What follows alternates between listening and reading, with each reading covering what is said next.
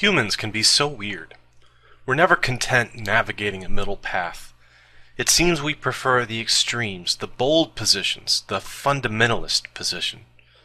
In our politics, in our religion, even in our diet. There are those out there who claim to have the one true cure, the one true path, and it's always an extreme position. In this vein, I present the raw food movement. So what is raw foodism? It's a growing movement that opposes the cooking of food. They eat it raw, unfrozen, and largely unprocessed. Like any of these movements, it has subgroups. Fruitarians eat fruit. Paleo dieters eat raw meat like their distant ancestors. And juicers, which sounds like a 50s biker gang, are people who get most of their nutrition from juices. You can fill up a kitchen counter with the tools that some of them use to not cook their food: dehydrators, fermentation rigs, and juice blenders. There are shelves of books at your local bookstore, and thousands of commercial websites and recipe databases. It's a going enterprise. What's so bad about cooked food? Because one popular website warns us, cooking renders food toxic, and follows that shocking revelation with an exclamation point. Oh no, you think, but I've been eating cooked food all my life. How long do I have to live, doctor? Not long, they assure us. What evidence is there that dead food causes, and I quote, dull, diseased, and sooner dead people? Well, not much. But before I get into that, I want to focus on actual facts. Many of us eat far, far too much meat and not nearly enough vegetables and fruit. The traditional American diet is especially bad, dependent as it is on high fat, high salt, high sugar. There is no doubt that diet has a profound impact on cancer risk, heart disease, diabetes, general health and fitness, and the health of our children. This is not a secret. It is not being suppressed. People, myself included, just make really bad choices, in spite of all the encouragement and info from the medical community. When was the last time your doctor told you to eat more red meat or less vegetable? This does not, however, require that we respond with extremism. It's possible to eat a hamburger every once in a while and not drop dead at 40. We don't have to be vegans to be healthy, and we don't have to eat raw food to feel good or live longer. This is my primary point. I don't care so much what you do as why you do it. If you decide to become a vegan for reasons of ethics, then go to it. Just give your kids a chance at healthy nutrition, and I have no quarrel with you. If you talk to your doctor about eating nothing but red foods or things that start with the letter S, fine with me. I'm all for freedom of lifestyle, so long as the innocent aren't harmed. But if the scare tactics, faulty logic, or pseudoscience garbage makes you do stupid things with your nutrition or health, don't expect not to be called on it. Raw foodism takes a good idea, high nutrient content, low calorie content foods, and can take it to ridiculous extremes, using some glaringly bad logic. It can also cause some serious health problems. Let's examine the flaws in their logic first. Claim 1. Nutrients are destroyed by cooking. This is a partial truth. Some nutrients are lost during cooking, but some are actually increased. A raw food diet, which is usually defined in the literature as 75% or more foods that are not cooked above 102 degrees Fahrenheit, is typically deficient in calcium, vitamin D, some types of vitamin B, iron, zinc, protein, and calories. There are two reasons for this. One, these low-density foods require a larger amount be consumed for the same nutrition. Remember that cooking often removes water and bulk. As an example, here are the nutrient contents of a cup of spinach with and without cooking. Note that the serving weights are very different for a cup. On a cup-to-cup volume comparison, cooked spinach is more anti-inflammatory, has 6 times the amount of usable vitamin A, double the amount of vitamin C, and 8 times the amount of calcium. If we go per unit weight in the comparison, the differences largely disappear. It's primarily the bulk that makes the difference. This is great for weight reduction, not so great for people already underweight, and especially children or nursing mothers. 2. Some nutrients are not available to be absorbed in raw foods. Cooking either releases them or destroys what are called anti-nutrient factors. Let's look at the nutrition data for 100 grams of broccoli, cooked versus raw, weight to weight.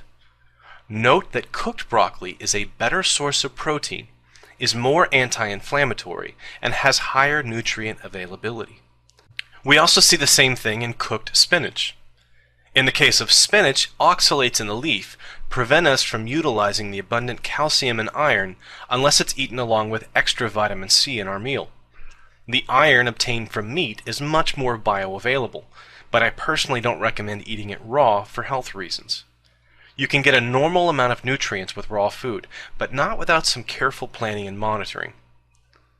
One assertion that I can say is factually false is that fiber is lost during cooking. One silly statement I found was that all cellulose was converted to simple sugars in boiling water. Try taking a twig off a tree and dump it in boiling water. Does it dissolve instantly? In fact, studies show that blanching or boiling has the effect of solubilizing some fiber, making it the highly desirable soluble fiber that has been demonstrated to lower total cholesterol and regulate blood sugar in diabetics. Claim 2. Food contains vital enzymes that benefit our health. Here's where the woo really gets started. Yes, raw foods do contain enzymes, but we place them in our mouths where they get ground up and mixed with enzymes to begin breaking down all the proteins. Then they pass to the stomach where they're mixed with enzymes and acid, which effectively kills what's left of the protein enzymes. I'm sure some very rare few survive to make it into the intestines, but so what? They aren't going to be a factor in nutrition at this point.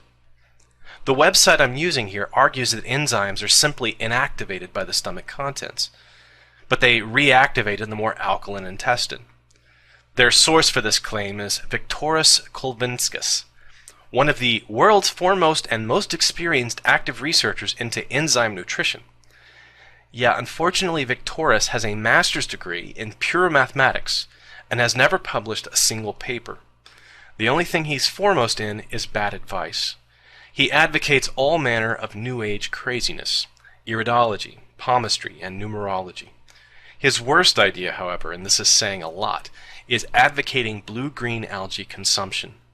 The possible side effects are permanent paralysis and death. Blue-green algae is associated with a variety of toxins and is never a good idea as a snack. Why would we even want enzymes in our food?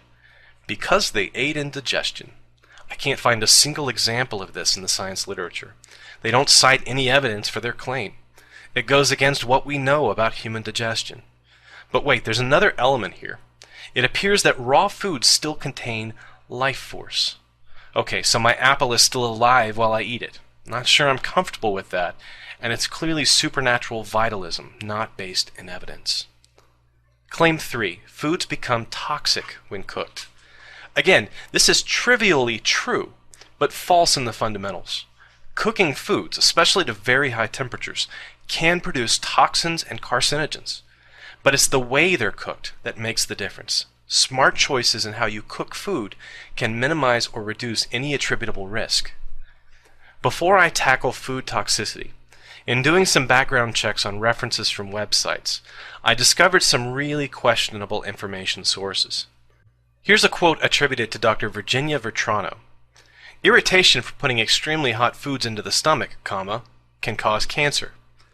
Dr. Vetrano also writes that heating any food, destroys much of its vitamin, mineral, and protein content, and poisonous inorganic acids are formed. The all-uncooked diet is most healthful. So I looked for Dr. Virginia Vetrano. Several hits all list her as having a DSc, that's a Doctorate of Science, in Natural Hygiene from the City University of LA. This appears to be an unaccredited diploma mill, and they don't seem to currently offer any DSc degrees, nor any degree in natural hygiene. She also lists DC, which I'm going to assume is a Doctor of Chiropractic, and little h, big M, big D, which I can only assume she made up on the spot because there's not a single reference to that degree. She works as a telephone consultant, and I quote, "I can teach you how to supply the correct conditions so that your body heals spontaneously, almost like magic. She charges $200 per hour for this service. How she's not in jail, I don't know. You should always investigate claims like this with a skeptical mindset so you don't get burned. There's also a reference to Francis Pottinger Jr. and his cat experiments. He fed half of them cooked meat and half raw meat, and the cooked meat group became sick over time. The raw meat population also received raw milk, which I'll come to in a later video. The raw food website uses this as evidence that all cooked foods are toxic. The actual reason for the difference was that cooked meat was depleted for taurine. Taurine is an amino acid essential to cats, but not so essential in humans. The diet being given didn't contain enough taurine, and the cats were getting sick as a result. It wasn't enzymes, it wasn't the raw milk or meat's life force. It was just unbalanced nutrition, not unlike what one gets when eating an all-raw diet. A Red Bull a month would have solved the problem. According to these websites, food becomes a deadly poison the moment it goes above 107 Fahrenheit. No paper I've ever seen, no textbook, has ever produced a study that supports these assertions, and their only reference are these questionable inner circle individuals. What was most amazing to me is they didn't talk about the very real, actual risk of heterocyclic amines, benzopyrenes, and nitrites, all found in delicious, delicious bacon, cooked up golden and crispy. Any grilled meat is going to have a bit of carcinogen, and will increase your risk of stomach cancer. You can reduce the amount of some of these by up to 90% by marinating with a little olive oil and lemon juice, or red wine, or just don't grill if it's a concern for you. Claim 4. We evolved to eat raw foods. This is bad logic, and essentially false.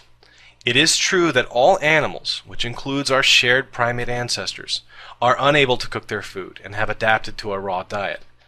But there have been a few changes to human physiology since we shared that ancestor. The earliest evidence of cooked food dates back to 2 million years ago, although it wasn't really harnessed for cooking until about 400,000 years ago. But that's a mighty long time in human history. Lucy, the most famous Australopithecine, shows the sign of eating raw foods. Her teeth were much larger, her skull was flattened to give more room for muscle attachment, and her jaw was much larger. It would not be until Homo erectus that we would start to see physical changes, like decreased teeth size, rounder skulls to hold our larger brains, rather than flatter skulls to serve as anchor points for jaw muscles needed for grinding.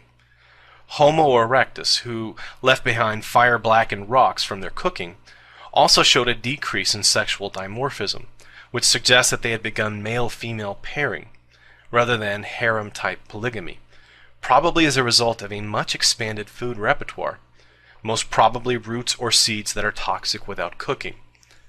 Cooking changed the way our groups worked.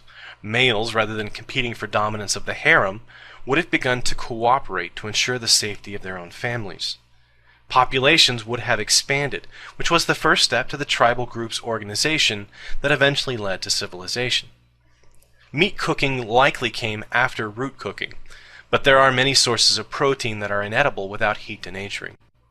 The science strongly supports the fact that not only have we evolved to eat cooked foods from before Homo sapiens was a species, but the modern appearance and behavior of humans was strongly influenced by our ability to harness the inedible and increase nutritive value of our food by cooking.